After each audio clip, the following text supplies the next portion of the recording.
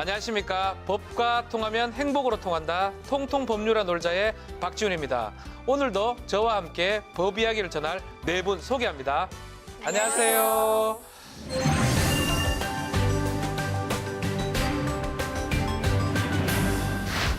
오늘은 좀 가슴 아픈 이야기로 시작을 해보려고 합니다. 지난달 9일에 현장 실습 중에 사고를 당한 고 이민호 군이 열흘 뒤에 사망을 했는데요. 이 군의 유족은 심적 고통 속에 그동안 업체의 공식 사과를 받기 전까지는 이 군을 보낼 수 없다면서 발의를 계속 미뤄오다가 지난 2일 업체 측의 사과를 받은 뒤에 사망 17일 만에야 장례를 치르게 됐습니다. 이번 사건을 계기로 고교생 현장 실습 제도가 55년 만에 폐지가 됐는데요. 여전히 찬반 논란이 뜨겁습니다. 맞습니다. 이 학생들의 이 안전과 인권이 이 현장 실습이라는 이름하에 사각지대에 놓여 있었다라면서 이 폐지를 찬성하는 의견과 이게 너무 성급하게 폐지하기보다는 잠정적으로 중단했다가 선별하는 작업이 필요하지 않느냐, 이렇게 성급하게 폐지하면 선의의 학생과 기업이 피해를 입는다라면서 반대하는 의견 등이 있었는데요. 지난 12월 4일 교육부가 관련 설명 자료를 배포했음에도 불구하고 이런 논란은 계속되고 있습니다. 계속되는 논란 속에 해결책은 무엇인지 오늘은 현장 실습에 대해서 얘기를 나눠보고자 합니다. 먼저 어떤 법을 봐야 됩니까? 네, 오늘은 직업교육훈련 촉진법을 살펴볼 건데요. 네. 약칭으로 직업교육훈련법이라고도 합니다. 직업교육훈련을 이제 촉진하는 데 필요한 사항을 정하고 있고요. 모든 국민에게 소질과 적성에 맞는 다양한 직업교육훈련의 이제 기회를 제공하는 내용을 포함하고 있고요. 국가 경제 발전에 이바지하면서 국민 생활 수준 향상도 목표로 하고 있고 또 직업교육훈련의 효율성과 질을 높이자라는 취지를 가지고 있습니다. 1997년 3월 27일에 제정됐습니다. 네, 이 직업교육훈련 촉진법 20대 국회 발의 현황은 어떻게 됩니까? 네, 직업교육훈련법은요, 모두 현재까지 7건이 발의가 됐고 계류 중에 있습니다. 발의된 개정안은요, 대부분 직업교육훈련생들의 안전과 인권 보호에 관한 내용들입니다. 저도 고등학교 때 기억이 나거든요. 뭐 실습 나가는 학생들 있었던 거 기억이 나는데 현장 실습 제도 자체가 학교 수업하고 실무 교육하고 합쳐진 제도인데 1963년도에 시작이 됐다면서요. 네, 맞습니다. 오래됐습니까? 네, 당시에는 학교 내 그 실습 장비가 부족하다는 이유에서 이 제도가 도입이 됐는데요. 네네. 이후에 그 기업들의 적극적인 참여가 좀 부족했고요. 훈련 체제가 미흡하고 또 실습 현장에서 노동권 침해의 문제가 좀 발생하면서 제도 자체가 부침을 겪었습니다. 그러다가 이제 2008년 이명박 정부 들어서부터는 다시 활성화됐습니다. 그때 이 고등학교 직업교육을 선진화하자 이런 명목하에요. 692개의 특성화 고등학교를 정회화하겠다라는 계획을 발표했었는데요. 이때 직업교육을 완전 전문화시킨 마이스터고가 탄생을 했습니다. 마이스트고. 이름 좋아 보이는데 처음에는 교육 자재 부족을 해소하기 위한 목적이었는데 지금은 고등학교 때부터 이 체계적인 직업 훈련을 통해서 청년 취업으로 바로 연결하는 게 제도의 취지네요. 네, 맞습니다. 네. 중소기업들은 이제 부족한 인력들을 구할 수 있다는 장점이 있고 또 청년들은 일자리가 없어서 구직난에 시달리고 있었는데 이런 현장 실습이 이걸 완화할 수 있는 장치가 됐던 거죠. 그렇기 때문에 이제 해외에서도 많이 시행이 되고 있는데요. 독일이나 스위스 또 오스트리아 등에서도 교실 수업과 실무 훈련을 결합한 방식의 이런 직업 훈련 프로그램들이 많이 이제 실시되고 있습니다. 특히 독일 같은 경우에는요. 그 청년 실업률을 낮춘 결정적인 요인으로 이런 직업훈련 제도가 잘 정착됐기 때문이다라는 평가를 받고 있습니다. 지금 우리 얘기하는 거 들어보면 사실 좋은 제도 같은데 뭐가 지금 문제가 되는 겁니까?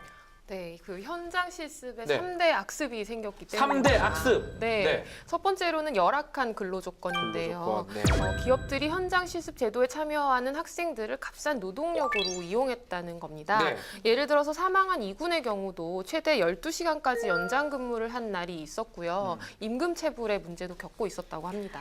현행법에 따르면 네. 현장 실습 표준 협약서라는 것을 반드시 작성해야 하고요. 네. 작성하지 않은 채 일을 시키면은 500만 원 이하의 과태료를 부과받을 수 있습니다. 하지만 이런 규정이 있음에도 여기에 대한 관리 감독이 제대로 되어 있지 않아서요. 유명무실한 규정이 되고 말았죠. 문제가 있네요. 네, 마지막으로 이 앞서서 두 가지 문제점들이 이제 계속 반복이 되다 보니까 현장 실습을 끊는 학생들이 결국은 질 낮은 일자리로 연결이 되는 그런 악습을 계속 반복을 하게 됐고요. 네. 실제로 그 중소벤처기업부의 최근 국감 자료에 따르면요. 중소기업에 취업한 특성화고 출신 학생 고용보험의 가입자 비율이 2012년 79.6%에서 꾸준히 하락세를 기록을 해서 2015년엔 58.8%로 무려 20.8%가 하락을 했습니다. 하락을 했네. 네, 높아지는 취업률이 알고 보면 질 낮은 일자리로 채워지고 있었던 거죠. 심각한 것 같은데 더 문제는 산재 사건 같습니다. 지난해만 하더라도 이 21건의 산재가 발생했다 하는데 어떤 일이 도대체 일어난 겁니까? 이게 사실 작년까지 갈 것도 없는 게요. 올해만 해도 네. 큰 사고만 꼽아도 이게 5건이 벌써 넘거든요. 5건입니까? 그렇습니다. 지난 1월 전북에서 콜센터 실적 압박으로 홍모양이 투신하는 일이 있었고요. 네. 그리고 2월에는 이제 울산에서 있었던 일인데 김모군이 절곡기에 손가락이 절단되는 사고가 있었습니다. 네, 지난 11월 9일 제주에서 이민호 군이 사망한 이후에도 그 현장 실습체 사고가 계속됐는데요. 같은 달 16일에 안산에서 박모 군이 그 회사 옥상에서 투신을 하기도 했고 17일에는 인천에서 박모 군이 육절기에 손가락이 절단되는 사고를 겪었습니다.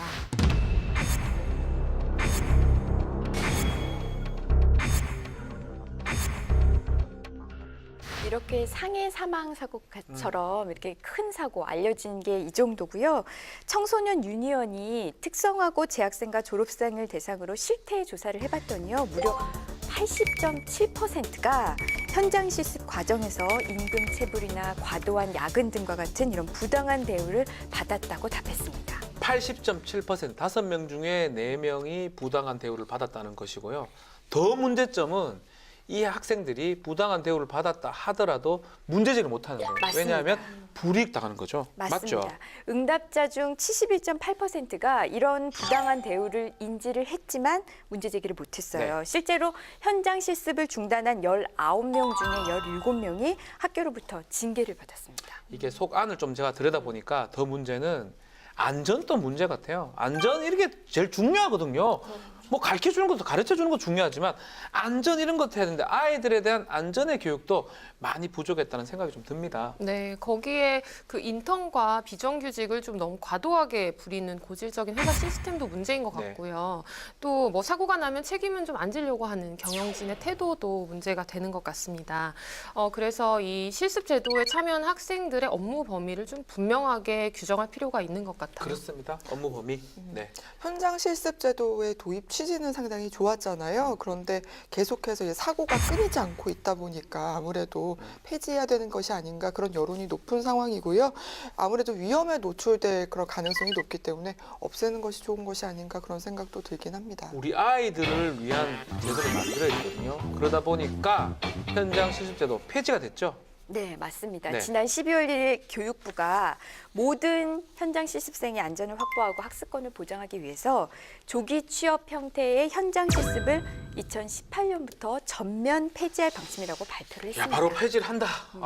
네, 그래서 당초 2020년에 도입하기로 했었던 학습 중심 현장 실습이 그 시기를 앞당겨서 내년부터 도입이 되는데요.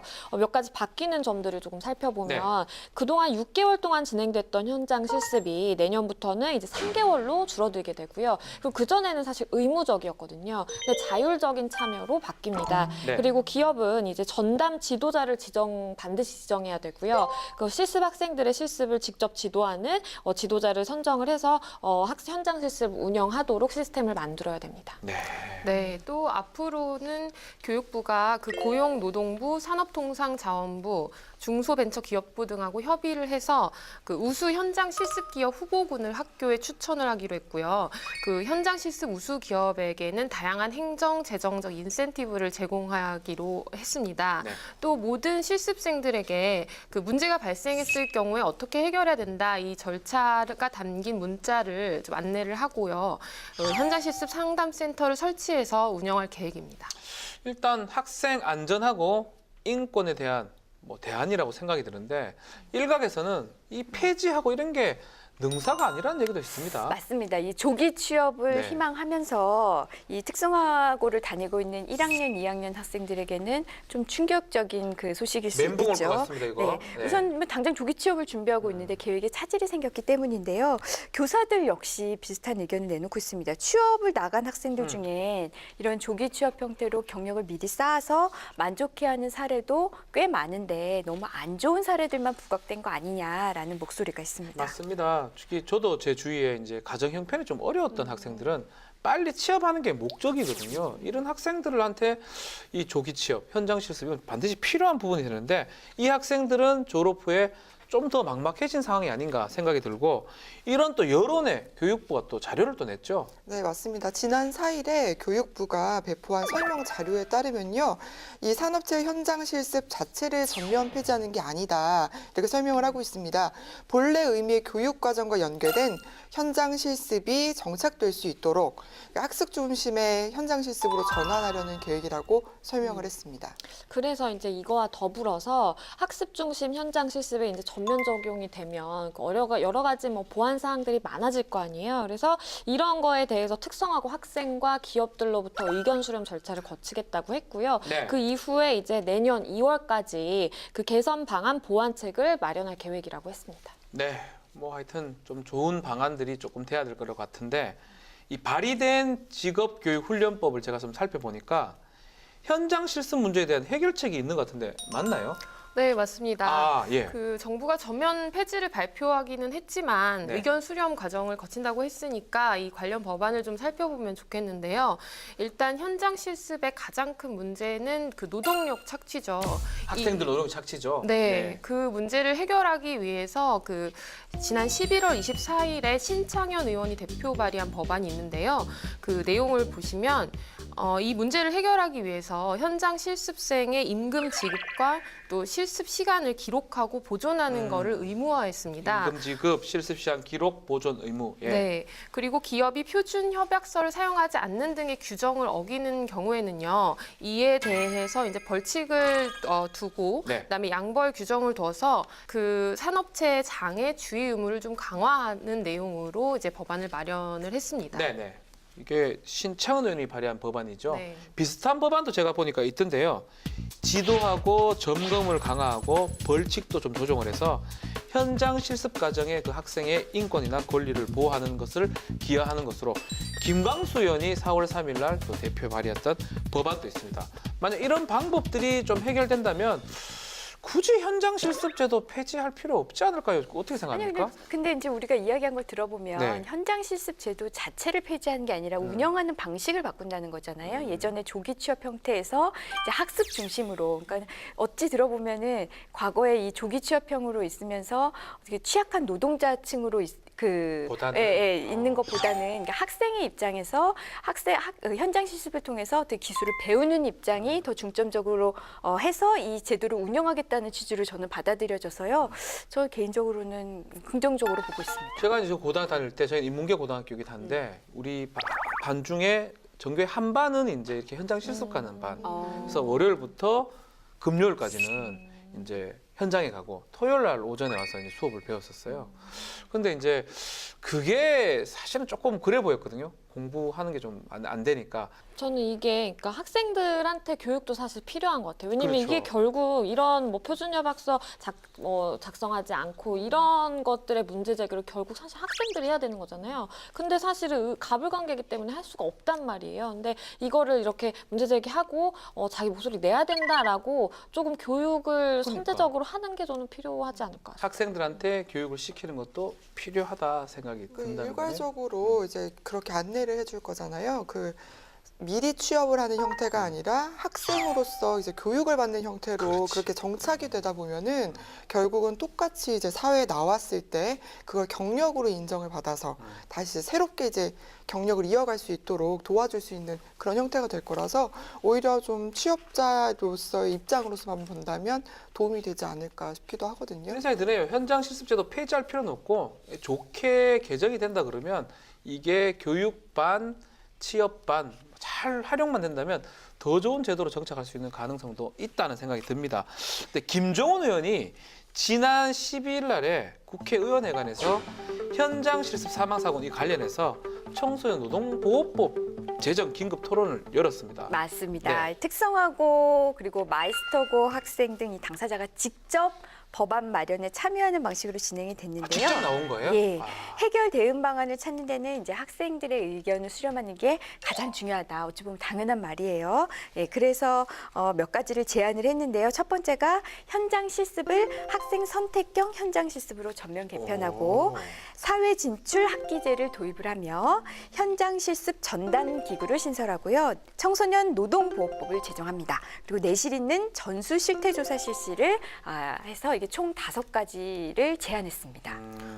이러한 제안에 대해서는요, 효과적인 수단이 될지 의문이다라는 좀 회의적인 시각도 있었고, 또 한편으로는 제도 내에서의 개선과 제도 밖에서의 인식 그리고 환경 변화를 같이 가져가야 한다는 목소리도 있었습니다. 학생들의 의견들을 많이 들어봤다라는 거잖아요. 저는 사실은 이게 어떻게 보면 굉장히 좀 원론적인 얘기일 수가 있는데 네. 근데 저는 이런 게 있으면 당연히 도움이 되고 그렇죠. 그리고 학생들의 의견을 직접 수렴한 거잖아요, 무엇보다. 그렇기 때문에 더 의견 반영이 더 잘 돼서 제도가 어쨌든 더 안전하게 운용될 수 있지 않을까 싶은 생각이 들어요. 맞습니다.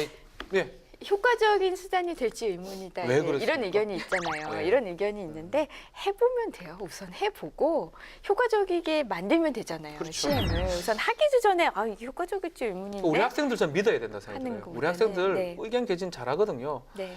제도만 어른들이 만들어주면 우리 학생들이 필요한 거는 얻어갈 거고 본인한테 니한테 이런 권리가 있다라는 거 알려주는 것도 중요하지 않을까. 그래서 저는 이 법, 청소년 노동보호법이라는 이 법을 지금 김종원 의원이 곧 발의하겠다 합니다. 이 법을 발의가 돼가지고 많이 통과가 된다 그러면 이 법을 학생들한테 교육시키는 방법 이런 것들도 조금 생각을 해봐야 되지 않을까. 또 이번 법안 발의 앞서서 많은 학생들이 나와서 의견 개진했다 그러거든요. 피해 보는 학생이 없었으면 좋겠습니다.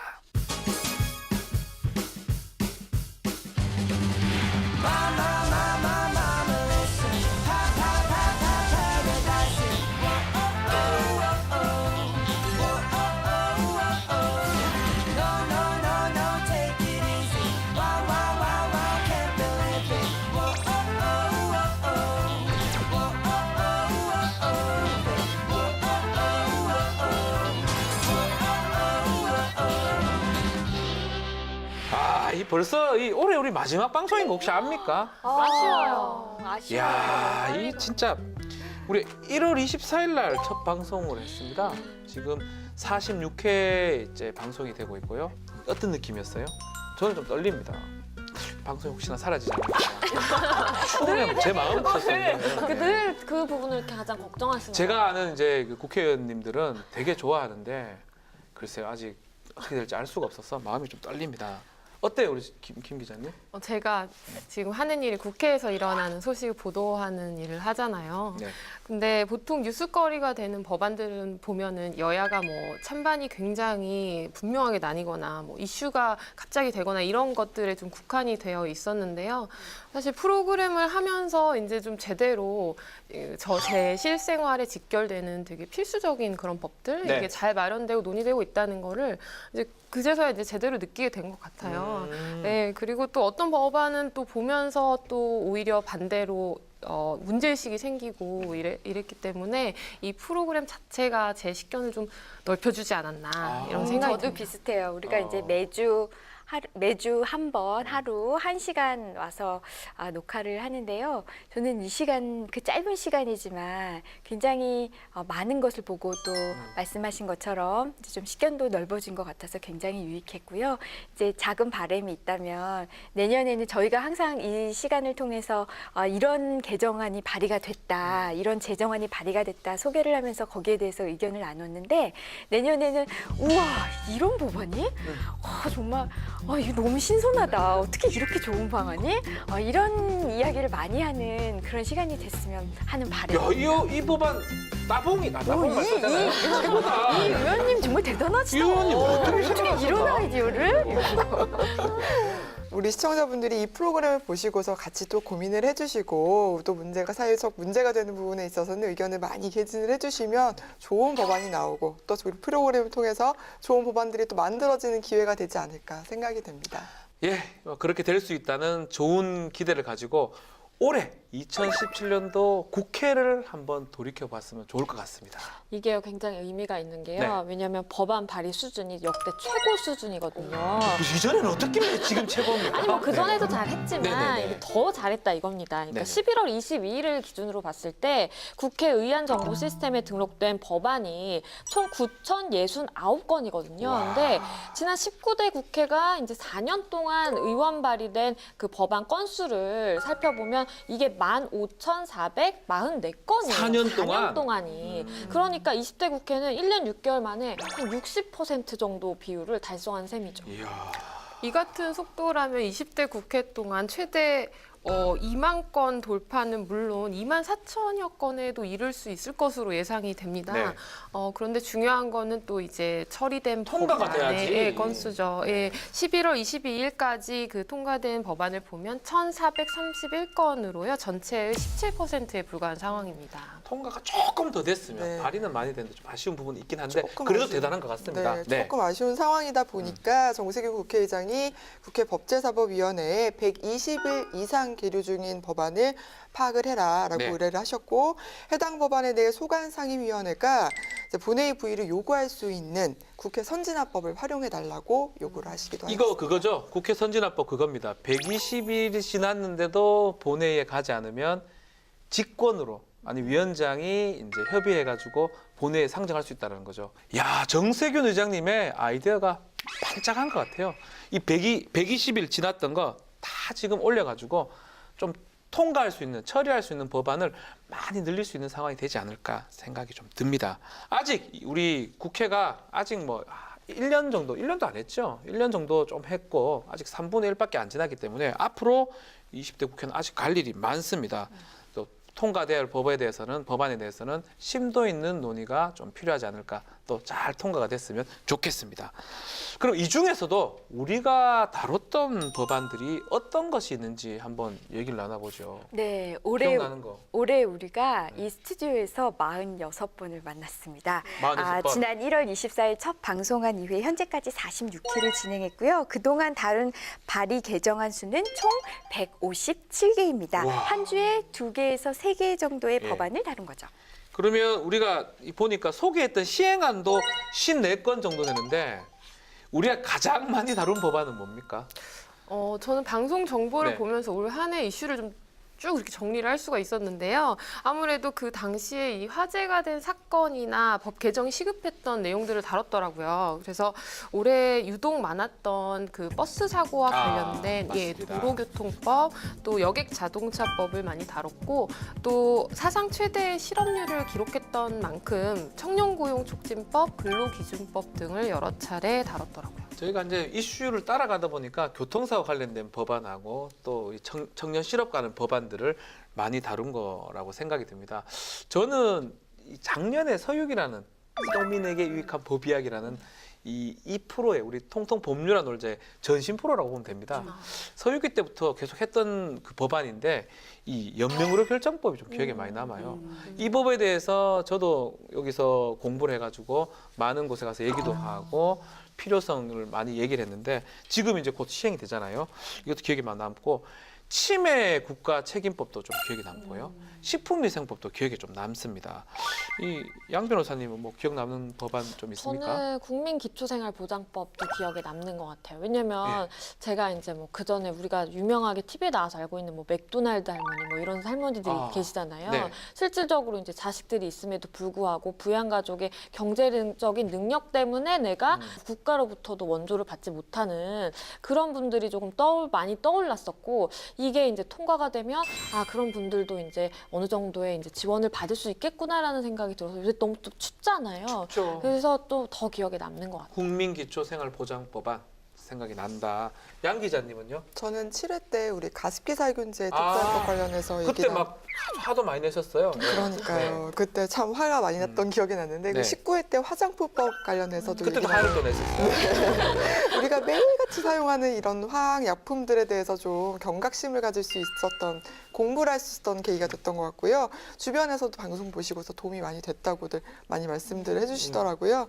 그래서 기억에 남고 네. 또 올해 충격적이었던 게 식품과 관련됐던 파동 많았잖아요. 그렇죠. 계란 파동부터 시작해서 뭐 GMO 식품이라든지 그런 것들 다뤘었던 뭐 식생활 안전 특집도 기억에 났습니다. 보니까 우리 통통 법률안 놀자에서 이 실생활하고 밀접한 법안에 대해서 많이 좀 다룬 것 같습니다. 그것을 또 시청자 여러분들은 재밌게 또 봐주시지 않았을까 또 생각이 드는데, 우리 김 기자는 33회부터 합류를 했는데 네. 어떤 법안 같은 게 생각납니까? 저는 42회 때 다뤘던 그 장기 기증 관련해서 의사 확인하는 예. 법안이 생각이 나는데, 이게 그때 내용이 운전면허 시험이나 정기적성 검사, 또 운전면허 갱신 재발급 시에 네. 이 해당인에게 그 의사를 좀 물어봐서 이거 공식화하는 내용이었잖아요. 맞습니다. 네.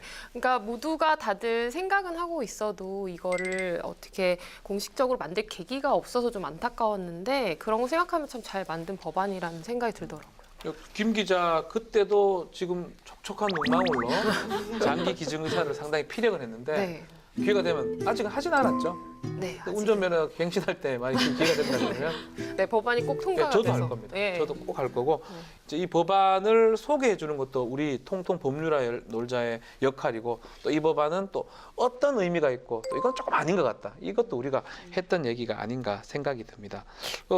김 기자 또 생각나는 거 있습니까? 좀 늦게 왔지만. 저는 또 38회 때 다뤘던 지역상권 보호법이 생각이 나는데요. 그 젠트리피케이션 문제가 심각해지는 데는 아무래도 임차인이 권리 남용을 좀 심하게 하고 있고, 그렇죠. 이거를 허용하는 현재 법 제도도 문제가 된다고 생각을 했어요. 그래서 이제 법안이 만약에 통과가 되면 이 계약갱신 요구권의 행사 기간이 좀 늦춰질 수가 있으니까 아무래도 실질적인 문제 해결 방안이 될 수가 있지 않을까 네. 기대가 좀 됩니다. 저는 네. 획기적으로 오르는 최저임금. 야. 최저임금 많은 사람들에게 아주 큰 영향을 주는 최저임금. 네. 그래서 최저임금을 다뤘던 최저임금법이 가장 기억에 남네요. 저희가 다뤘던 법안 자체가 157개 법안이었는데요. 이 중에 방송 이후에 통과된 개정안이 12개입니다. 어떤 게 있습니까, 양 변호사님? 네, 이게 총 7회의 방송분에서 네. 다룬 법안 중에서 12명의 의원이 대표 발의한 개정안들이 방송 이후에 통과가 됐는데요. 네네. 그중에서 지난 4월 18일에 우리가 방송이 됐던 제13회 자동차 관리법부터 소개를 좀 해드릴게요. 네네. 당시에 정용기 의원과 함진규 의원이 대표 발의한 법안이었는데 지난 9월 28일에 통과가 됐습니다. 이에 따라서 앞으로는 소비자가 신차를 구입해서 인도받은 후에 1년 이내에 원동기라든지 동력 전달 장치, 제동 장치 이런 중대한 하자가 발생해서 2번 이상 수리를 했지만 또 하자가 발생한 경우 네. 그런 때는 자동차 제작사의 교환이나 환불을 요구할 수 있는 내용이 포함된 발의안이 이제 통과가 됐고요. 그리고 여기에는 또 여러 가지가 이제 내용이 담겨 있는데 하자 유무에 대한 사실 그 조사 의뢰도 할 수가 있고요. 그리고 교환받은 신차에 대해서는 취득세 납부를 하지 않아도 되는 내용도 포함이 됐습니다. 야, 저희 소개했던 기억나는데 또 통과가 되니까 괜히 저희가 통과시킨 그런 느낌이 나서 기분이 좋아요. 이거는 2019년 1월 1일부터 시행이 됩니다. 네, 이전에 이 자동차 같은 경우는 중대한 결함이 있어도 리콜 됐을 때 이럴 때 말고는 안 됐는데, 지금은 이제 교환이나 환불이 가능한 상황이 아닌가, 앞으로 소비자의 피해라든지 불만을 많이 줄일 수 있을까라고 생각이 좀 듭니다. 또 어떤 게 있나요? 네, 다음으로요. 네. 지난 6월 20일에 방송된 22회 공동주택관리법에서도 통과된 개정안이 있습니다. 네. 당시 장정숙 의원과 최명길 의원이 대표 발의한 법안이었는데요. 8월 9일에 공포가 돼서 내년 2월 10일부터 시행 예정입니다. 세부 내용으로는요, 층간소음의 범위에 대각선에 위치한 세대 간의 소음이 포함이 되도록 명시를 했고요. 간접 흡연으로 피해를 입은 입주자 등은 관리 주체에게 간접 흡연 발생 사실을 알려주고, 네. 또 관리 주체가 피해를 끼친 입주자 등에게 일정한 장소에서 흡연을 중단하도록 권고할 것을 요청할 수 있도록 했습니다. 이것도 기억이 나요. 이거 대각선 그 소음이라든지 흡연 같은 경우 규제하는 게 어렵다고 얘기를 했던 게 기억이 나는데 이게 통과가 됐기 때문에 앞으로 뭐 층간소음 통해서 끔찍한 사건 이런 건 좀 줄어들 것 같습니다. 그리고 이웃 간의 분쟁들도 많이 줄어들지 않을까 생각이 드는데요. 다음은 임방울 변호사님 뭐 통과된 거 또 있죠? 네, 지난 7월 4일 방송된 24일 자녀 안전법에서 네. 저희가 소개해드린 그 법안들이 있어요. 당시 최도자 의원과 노웅래 의원이 각각 대표 발의한 법안을 소개해드렸는데 이것들도 통과가 됐습니다. 먼저 지난 9월 19일부터 시행 중인 최도자 의원이 대표 발의한 개정안 내용은요. 이 실종아동법상의 그 벌금액을 상향하자는 건데 예. 구체적으로 정당한 사유 없이 실종 아동을 보호한 자, 이 사람들에 대해서는 벌금이 3천만 원이었는데 5천만 원으로 올랐고요. 네. 이 경찰관서의 그 장이 위치 정보 사업자한테 그 아이의 그 개인 위치 정보 제공을 요청하면 응해야 네. 됐거든요. 그런데 이런 요청을 거부한 자, 또 그리고 정당한 사유 없이 지문 등의 정보를 실종 아동을 찾기 위한 목적 외로 사용한 자, 네. 이런 사람들에게는 벌금 1,000만 원이 부과됐었는데 이것을 2천만 원으로 올렸습니다. 네, 이 노웅래 의원 개정안은 내년 4월 25일 날 바로 시행이 되죠. 네, 맞습니다. 실종 아동의 조속한 발견을 위해서요. 그 실종 아동의 위치 확인에 필요한 정보를 경찰에 신속하게 제공할 수 있도록 하고 정부 부처와 지자체가 협업을 통해서 실종 아동 조기 발견 체계를 구축하는 내용을 담고 있습니다. 네. 한 해 평균 3만 8천 명의 아동이 실종된다고 해요. 또 오랜 시간 가족의 품으로 돌아오지 못한 장기 실종 아동의 숫자도 910명이 넘는다고 하는데요. 이번 그 개정안 통과로 실종 아동에 대한 신속한 수색이 가능해져서 다른 흉악범죄를 예방하는 효과를 기대할 수 있을 것 같습니다.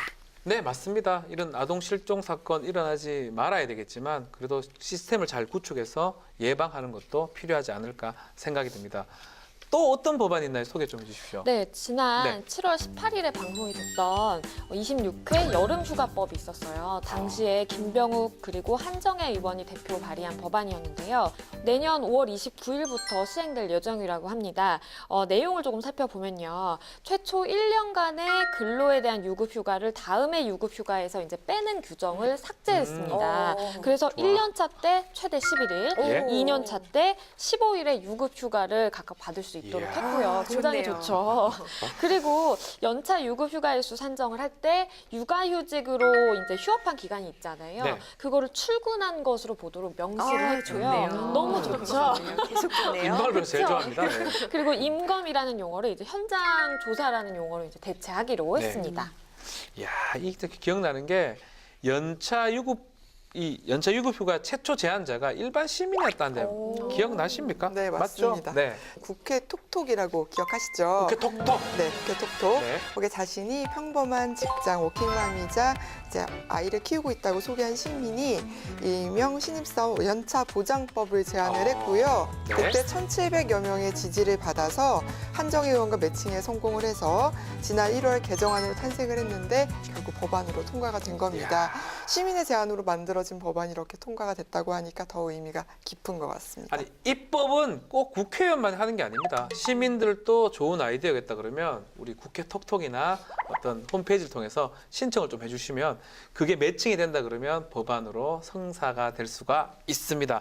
자, 34회에서 소개된 법안도 통과가 됐다죠. 네, 맞습니다. 지난 9월 12일에 방송된 식생활안전법 편에서는요, 당시 박인숙 의원이 대표 발의했던 그 법안이 통과가 됐는데요. 내년 4월 25일부터 시행 예정이라고 합니다. 이 내용으로는 축산물 판매업 영업자 중에서 대통령령으로 정하는 영업자는 그가 판매한 식용란이 그 네. 성분 규격에 적합한지 여부를 검사를 해야 하고요.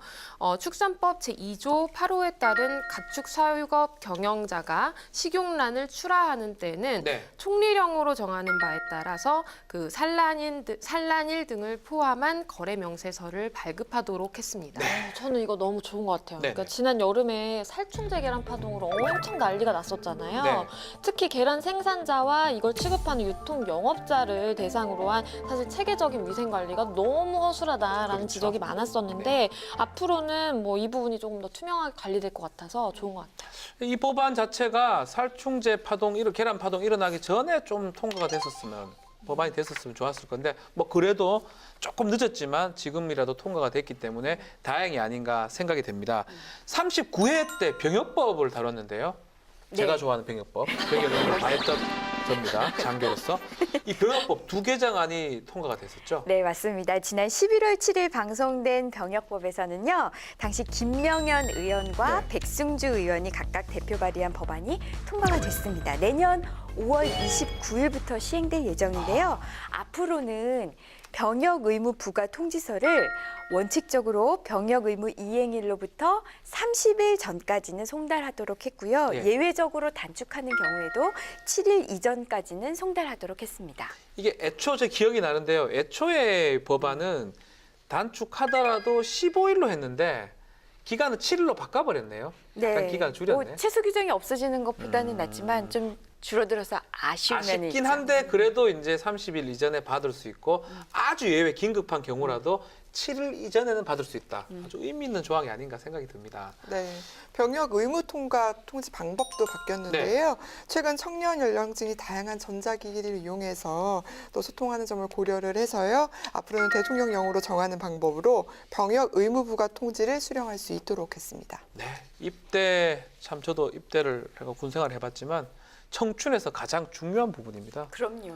이 군인들 또 입대했던 사람들 위해서 아주 정책들이 또 우리 국회에서 법안들을 마련해 줄 필요가 있다고 생각이 듭니다. 자, 마지막으로 40회입니다. 소년법에서 통과된 게 있다지요. 네, 그렇습니다. 저도 이게 기억이 나는데 지난 11월 14일에 방송됐던 소년법 중에서 김사마 의원이 발의한 법안이 통과가 돼서 내년 3월 13일부터 시행될 예정입니다. 내용을 보면 그동안 이제 매체물 중에서 굉장히 광범위하게 이 정치, 경제, 사회에 관한 보도, 논평 및 여론을 전파하는 인터넷 신문은 유해 매체물 심사 대상이 되는 매체물에서 제외된다라 그래서 네. 그 범위가 굉장히 넓었거든요. 그런데 이걸 조금은 좁혔다고 볼 수가 있겠어요. 앞으로는 보도, 논평 및 여론을 전파하는 기사를 매체물에서 제외하도록 함으로써 그 범위가 좀 줄어들어서 청소년이 사실은 유해 정보를 굉장히 이제 인터넷 신문들을 통해서 많이 접하는데 그걸 조금은 더 차단할 수 있게 되지 않았나 싶습니다. 이게 왜 중요한가 하면 요즘 청소년들이 너무나 쉽게 많이도 그 유해 매체에 노출이 돼 있잖아요.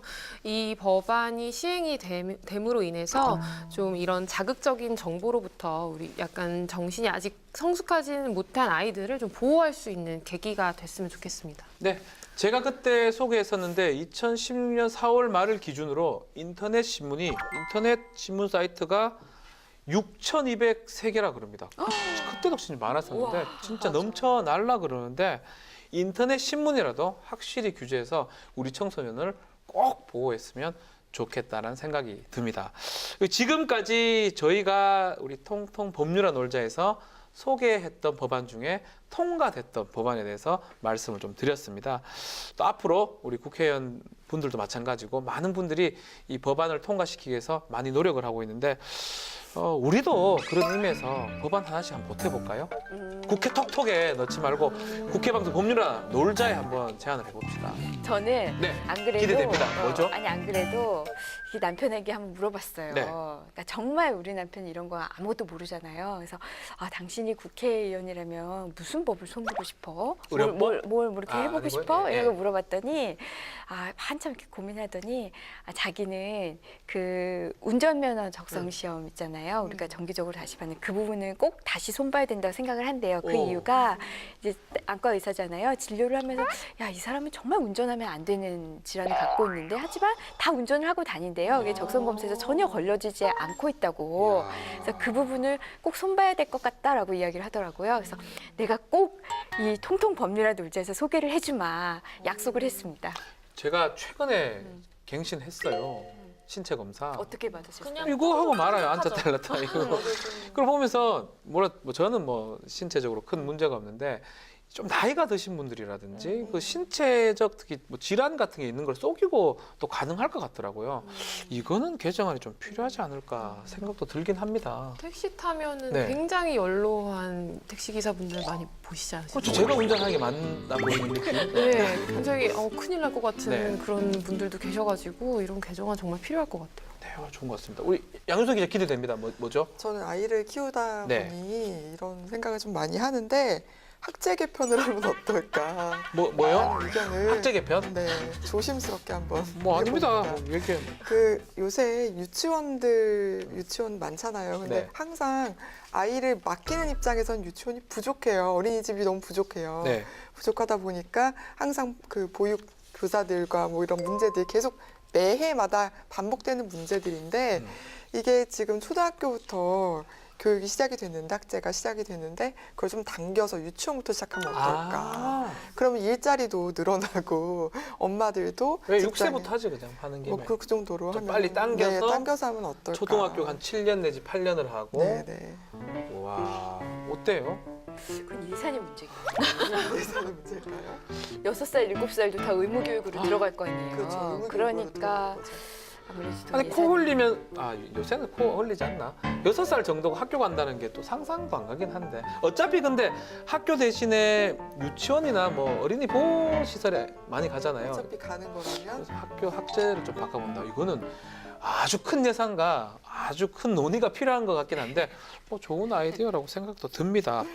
또 다른 의견 있습니까? 저는 예, 그냥 뭉뚱그려서 네, 뭉뚱그려서 각 분야의 징벌적 손해배상 제도가 좀 많이 도입됐으면 맞아요. 좋겠어요. 네. 이렇게 국민들을 먹거리로 속인다거나 이러면 확 이제 그 잘못한 거잖아요. 확 손해배상 액수를 높여서 이제 청구할 수 있도록 하는 좀 뭔가 강력한 제재가 필요하지 않을까 싶어요. 징벌적 손해배상은 우리 법조인들이 대부분 바라는 것 같아요. 징벌적 손해배상을 통해 가지고 지금 위자료 같은 경우도 사망을 했는데도 불구하고 위자료가 1억이 채 안 되거든요. 정신적 손해배상이 좀 징벌적 배상으로 통해서 그러면 정신적 손해배상 금액도 좀 올라가지 않을까. 그리고 현실화 돼야 될 것 같아요. 다만 이제 도입할 때 뭐 우려하는 쪽에서 나오는 이야기가 네. 있잖아요. 이게 또 블랙 컨슈머가 또 이 선량한 기업을 또 이 징벌적 손해배상을 그렇죠. 악용해서 또 한 기업이 망하게 하는 또 그렇게 악용될 수도 있으니까 그러지 않도록 만약에 징벌적 손해배상을 드린다면은 그 부분을 잘 감안해서 법을 만들어야겠죠. 반대로 그걸 악용하거나 잘못 쓰는 사람을 또 처벌한다든지 뭔가 조치가 좀 있어야 되지 않을까. 이 징벌적 손해배상하고 양대 산맥이 하나 있습니다. 집단 소송이죠. 이 두 가지가 미국이나 영미법에는 있는데 우리 법에 없는 것 중에 하나고 지금은 증권의 소송이 집단 소송이 가능하고 우리가 주민등록법 이게 44회 때 한번 얘기를 했었는데 집단 소송하고 이런 얘기를 한번 한 적이 있습니다. 주민등록법뿐만 아니라 또 증권소송뿐만 아니라 모든 민사소송에 집단 소송제가 좀 도입될 수 있으면 저는 개인적으로 만약 제가 뭐 국회의원 될 일은 없지만 꼭 국회의원 된다면 그거 하나 딱 통과시키고 국회의원직을 사퇴를 하겠습니다. 하나만요? 지금 제가 그게 제일 하고 싶어요. 딱 그거 하나만 딱 됐다면. 근데 그런 거 많아요. 저희도 변호사를 하면서 이게 소송하기도 애매해요. 내가 받을 이익이 2만 원인데 예를 들어서 2만 원 받기 위해서 변호사를 만나러 가는 것도 문제고 근데 그 같은 손해를 입은 사람이 수십 명이 된다 그러면 이 사람들이 모아서 할 수 있고 내가 비록 안 했다 하더라도 그 소송 판결이 있다 그러면 신청만을 받을 수 있는 그게 집단 소송이거든요. 그 소송이 좀 있었으면 좋겠다.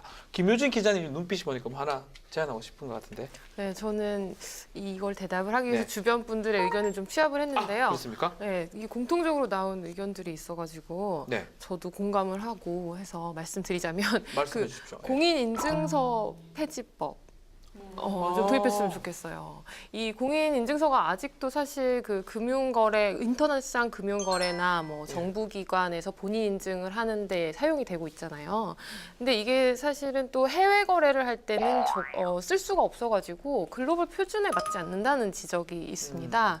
또 그리고 그 공인인증서를 불러오기 위해서는 이 액티브엑스라고 잘 아시죠? 네. 네, 그거 설치하락하는 거잖아요. 네, 그 플러그인 기술을 또 다운을 받아야 되는데 그게 굉장히 그 개인정보 유출에 취약하대요. 네, 그래서 그 1990년대에 이게 개발이 됐는데 그 개발사인 마이크로소프트사도 비효율적이고 그런 안전 문제가 있어가지고 사용을 안 하는 거라고 하는데 우리나라만 이걸 쓰고 있는 거에 너무 집착을 하고 있더라고요. 네, 그래서 저는 이거를 좀 빨리 좀 개선을 해야 되지 않을까라는 생각이 듭니다. 공인인증서 폐지법을 발의하고 싶다. 근데 공인인증서 없으면 금융거래 어떻게 해요? 그러게요. 근데 이게 공인이라는 이름이 붙어서 이게 아, 딱 굳이 그럴 필요 이것만 없다? 네, 사용하게 묶어놔서 오히려 기술 개발이 잘 안 되는 그런 아. 문제도 있다고 하더라고요.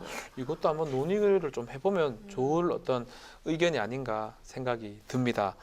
오늘 한 해 이 법률안도 얘기를 좀 해봤고요. 통과된 것도 얘기를 했지만 저희가 통과됐으면 좋겠는 의견들도 하나씩 좀 제안도 했습니다. 자, 올 한 해 지금 총정리를 해봤는데 양 기자님 네. 어땠습니까? 저는 뭐 방송에서 다뤘던 법들이 이렇게 네. 많이 통과가 됐다고 하니까 또 보람도 느낄 수 있는 네. 것 같고 올 한 해 또 재밌는 법안들 많이 다룬 것 같아서 저 개인적으로도 기분이 좋습니다. 앞으로도 실생활과 좀 밀접해서 실생활에 도움이 될 수 있는 그렇죠. 그런 것들 많이 소개해드리면 좋겠습니다. 저도 뭐 1년 동안 너무 많이 배우고 또 재밌게 했던 것 같아요. 그래서 내년에도 부디 우리 프로그램이 없어지지 않고 계속 쭉 갔으면 좋겠고요. 내년 봄에 이제 날씨가 따뜻해지면 우리 이제 여의도 벚꽃이 이쁘잖아요. 네네. 벚꽃을 좀 맞으면서 야외 촬영도 하면 좀 어떨까? 저 같은 경우는 괌에 가서 촬영하는 게 좀 어떨까요? 밤이요? PD님한테 제안을 드리고 싶어요. 비용은 변호사님께서 사이판으로 가죠. 사이판이나 뭐 괜찮아요. 베트남이나 비에트남이나 이런 곳 가서 해외 촬영을 한번 해주신다면 정말 열심히 해서 시청률을 끌어들이도록 하겠습니다. 약속할게요, PD님. 사랑합니다. 국회를 안방으로, 국민을 국회로 라는 국회 방송의 모토에 알맞게 내년에도 국민이 잘 살 수 있도록 더욱더 희망적인 법률 이야기를 전해드리도록 하겠습니다. 그럼 며칠 남지 않은 2017년 마무리 잘 하십시오. 2018년에도 행복으로 통하는 법 이야기를 가지고 돌아오겠습니다. 감사합니다. The legends and the myths, Achilles and his gold, Hercules and his gifts, and Spider-Man's control, and Batman with his fists. And clearly I don't see myself upon that list, but she said, where'd you